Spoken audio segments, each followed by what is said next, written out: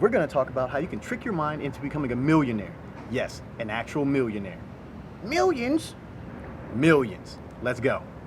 What's up, guys? This is Roughneck Actual, and you have reached the Roughnecks Ecom channel. If you want to learn how to make money online or offline, then you need to be right here. I'm a 7-figure Amazon seller. I'm also an honorably discharged Air Force veteran. Graduated from Penn State and started a career as a software engineer and leveraged that to build my businesses. If you guys have any questions on how to make money, you're going to find all your answers right here, so stay tuned. Okay, guys, so you need to trick your mind into believing that you're going to be a millionaire, okay? And in essence, it's easier and more difficult than you realize. So what do I mean by easier and more difficult? The process itself is really, really easy. You just got to convince yourself that you can do it, and then you have to understand some basic principles. You're going to fall in the hole. Yeah, see, there we go. See, tricking them and paying attention. Now, the difficult part is actually following through on that, because most people aren't going to follow through. Everybody wants to be rich, everybody wants to make a ton of money, but nobody wants to sacrifice and nobody wants to grind for it. All right, that's the inherent problem with making a lot of money. Everybody wants to do it and they want to do it for free. You know, they don't want to have to put in any time. Okay, so you're going to need a few things in order to pull this off, to mentally check yourself in. You're going to have to realize that you don't know jack squat. Okay, got to realize you don't know jack squat, and you got to be coachable first and foremost. And we're going to actually get into that point, because there's a ton of people that hit me up and I'm trying to help them, and then they just think they absolutely know way better. But that's besides the point. We're going to talk about it. Okay. Number 2, you have to realize that you need to focus and concentrate in an area that you're actually good at. Okay. Not just, oh, I want to do this because I think it's going to be the right thing, but do it because you're actually good at it and you can help people make a lot of money doing it or fulfill whatever needs they have. And then number 3, okay, understand that you have to sacrifice. Okay, you're gonna have to be willing to give up a lot in order to make this happen. But once you trick your mind into thinking that it's gonna be a fun process, you're gonna be just fine. Expensive supercar. Mm-hmm. It's not gonna get you any clout. Nobody cares.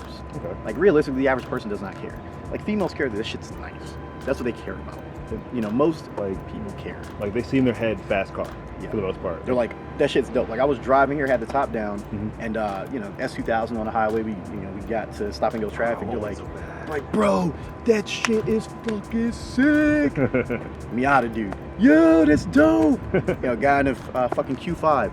Oh my God, your car is so nice. Mustang dudes, big ass thumbs up. You know, they were like trying to, goose it. Like, dude's full throttle, I'm part throttle. And I'm still just like, just right here. He's like, dude, that car is so freaking fast. I'm like, he's like, were you really gonna? And then, I was like, nope, but now I am.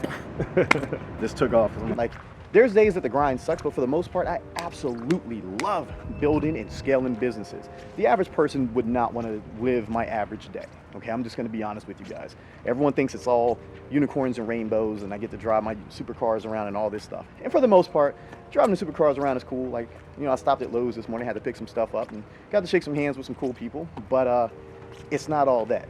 You're actually worried about your employees. You're worried about your bills and investments and children and everything else, and it's just magnified. But we're going to talk about that too. So let's go ahead. Let's get into the good stuff, and we're going to go ahead and I think we're going to teleport right here.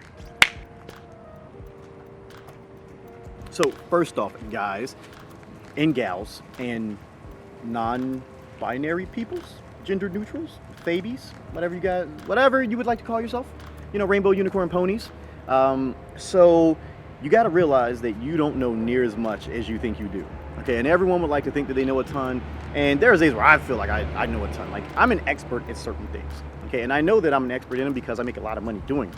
If you don't make a lot of money doing the thing that you're talking about, like, you're probably not an expert yet. You're getting there, but you're not an expert, in that area. You're not known to be an expert in that area. Okay, so I will get people that will, ask me a ton of questions through DMs and, just messages on YouTube. People comment below, which you should, and make sure you hit that like button if you haven't done so already. And, they'll ask these questions, and then I'll try to help them, and I'll explain. I'm like, hey, you should do this and this and this and this. And these are in areas that I am an expert in. And they'll still be like, no, that's not right. That doesn't make any sense. Case in point, I had a friend, asking me about, like social media and how to grow, their accounts and all this stuff. And, if you guys check here in the video, there's going to be a little slide up, you know, a little pop up, you know, because my guy behind the camera will put that in there for my Instagram. And, you know, I have almost 500,000 followers there, you know, and I'm friends with a lot of verified people, you know, friends with like Tyron Woodley, Adam Weitzman, you know, celebrities and all of that stuff. And these people, and this person in particular, you know, decided to call into question like my prowess on social media, you know, and they're like, oh, you know, I'm trying to do this and I'm trying to make money, and I already know these people are going to make money, you know, to pay me to do this and this. I'm like, well, how do you know? I was like, no one knows you. In order to grow an internet business, you have to have a presence, and you have to have hardcore members that are going to support you, you know, or hardcore customers that believe in your product. If you don't have that, you can't really make a ton of money, you know. So, you know, like, oh, but I get money, you know, you're smart, but you're not that smart in this area, and blah blah blah. Like, I know what I'm doing, like, I get money. And I had to essentially put this person in their place. I'm like, all right, let's just be real here. You don't get money. You still live at home. You have a used car that, you know, was what, $14,000, $15,000 maybe. Like, you don't own any properties. You don't own any businesses that are churning any form of passive income. Like, you are essentially a poor person. Okay, you are a poor person that is trying to get to the next level, but you don't want to admit that you're poor and need help. Okay, and that's what I had to do. In order to get in the right mindset, you have to accept the fact that you don't know much about what you're trying to do, and you need to get help, you know, in growing that knowledge base, and you need to get help trying to fill in the gaps on the other things that you may not know as well. All right, that is what you're going to have to do. All right, I didn't get here by being a know-it-all. Okay, I reached out for help in a lot of key areas. I was willing to pay for help. I probably spent anywhere between, you know, a couple $100,000 at this point for mentorship and masterminds and taking trips with people to kind of sit there and see how they handle business and all these different things. Full exposed carbon. So you can get it in satin, gloss, tinted, or tinted satin. So you can get like regular carbon fiber, you can say I want blue or red or something. I'm like, I was like, how much is that? So the car, after full options, like if I was to spec the Spider out, because the Spider is going to be like an extra $40K over the coupe this year. That car is going to be like $650,000, $700,000 in exposed carbon. Are you still trying to get rid of your 600? I might. Okay. At that price, I have to. Okay. I gotta get rid of it. That's a $3.25 car right there. Bro, I'm like, that's by the time I go trade it in, that'll be at $250,000. I'll still have to come up with like damn near $400,000. Yeah, 400. Like, just break that shit off. Fuck. Yeah, just to get that car. You know, just, I mean, pay it cash, like, because I don't want no fucking payment, man. A payment on that's like $3,000 a month. I'd rather just be like, fuck it. No, that would be fun. No, you know what? That would be a funny video. You paying for the 765, like. You know, but I was willing to do that because I know that hanging with the right people, having the right mentors, you know, learning the right things is only going to exponentially grow my business. And for the money that I spent, I've already 10x that in revenue doing other things. So that's what you guys need to understand. You need to understand that you're going to have to accept the fact that you don't know near as much. All right, and it's going to be painful and it's going to suck. And for the people who are out there, it's like, man, you don't know me, I get money. Really? Like, I get money is a phrase that people use to justify them being broke. All right? Like, no one I know that makes $1 million a year or better says I get money. I don't use that term. I don't go around and saying I get money. Now, when I'm riding around in my cars, like I do play a little hood rat music, good old 50 Cent, you know, I get money, you know, because I be feeling myself sometimes. But that is besides the point. So, you know, now that we got that out the way, let's go ahead, let's break down into point number 2, into topic number 2. You guys ready for it? Let's go. So for number 2, topic number 2, or point number 2, you guys need to make sure that you're doing things that you're actually good at, not the things that everyone tells you that you should do. All right, and usually this revolves around like Forex or some shit like that, you know, where people really aren't good at trading, people really don't know numbers, and they don't have the capacity to learn numbers to the extent that they need to in order to be an effective day trader. Because that is what you're doing. You are day trading. The average person loses way more money than they make day trading.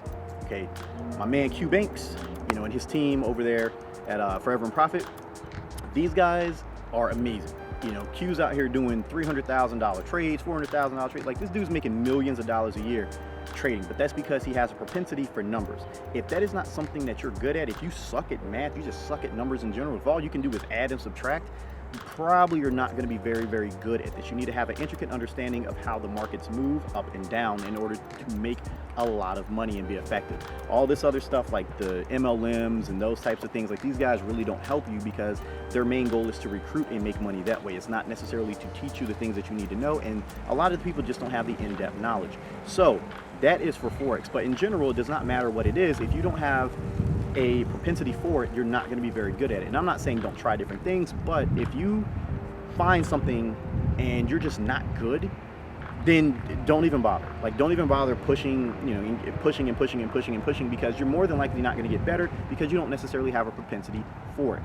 Okay, that's the reason why I don't necessarily do Forex to that level. Like, have I made money with Forex? Yes, but it is very stressful, and at this stage I don't necessarily need to, because I know that I'm an expert in the e-commerce space.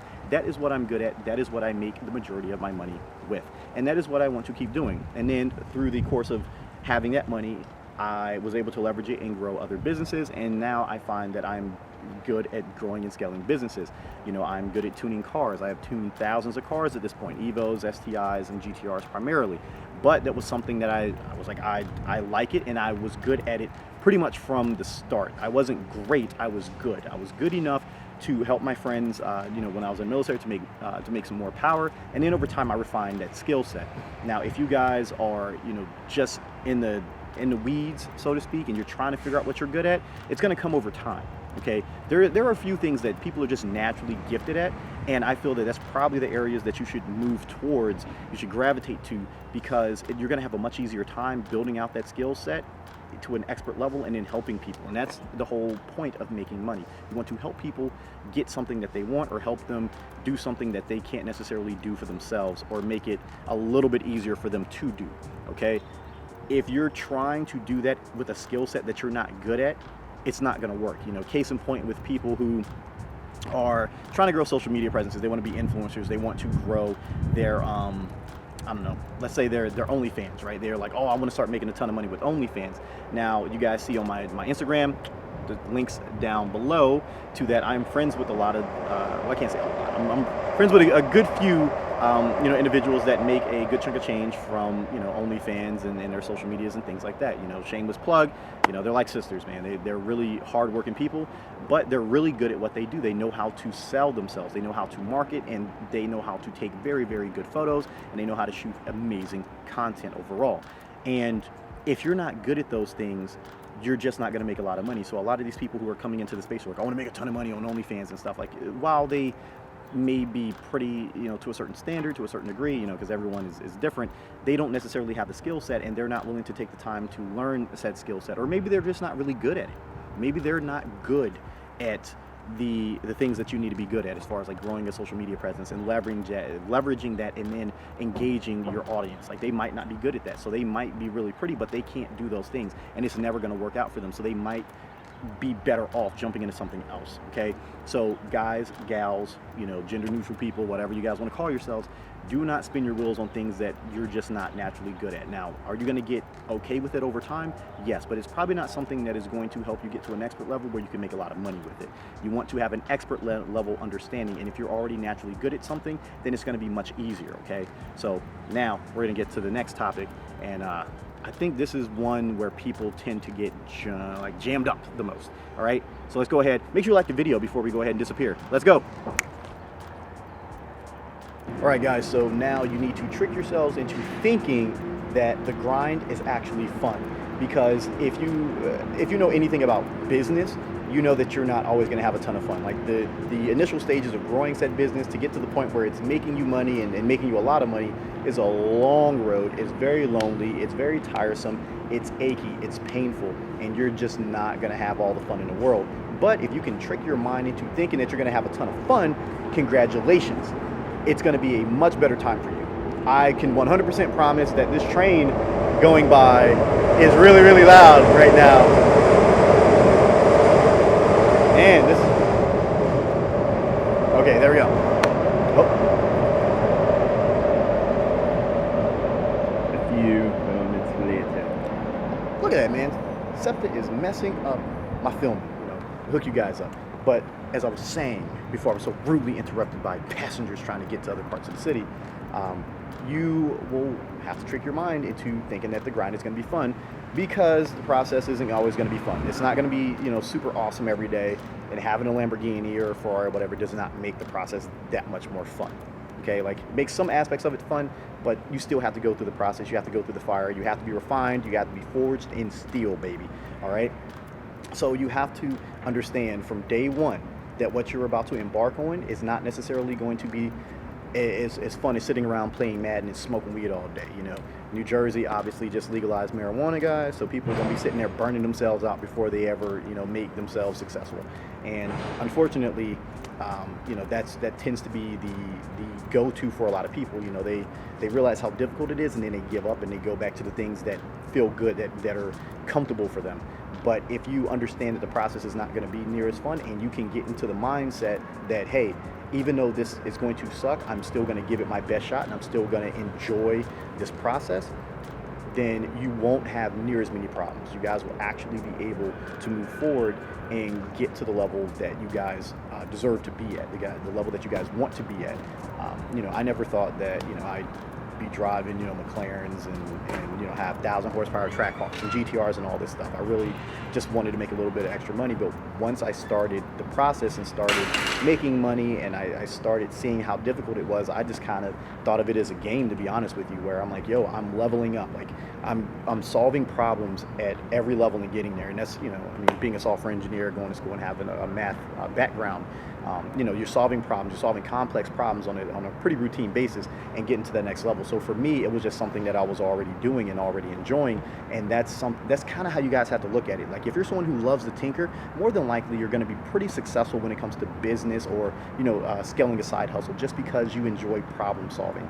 And for people who don't enjoy problem solving, I suggest that you start loving problem solving, because it's going to make the process that much more fun. It's going to make the process much more enjoyable when you accomplish something, because if you hate it and you do it just because you have to, then when you actually do accomplish something, it's not going to be a major milestone for you. It's going to be one of those things where you're like, oh, thank God this is over, you know, what's next? Like, that's not the way it should be. So in order for you guys to make $1 million, to become the next millionaire, you have to trick yourself into thinking that it's fun. Because granted, not all days are going to be fun. Not all days are going to be awesome. You know, you're going to run into complications. You're going to run into problems.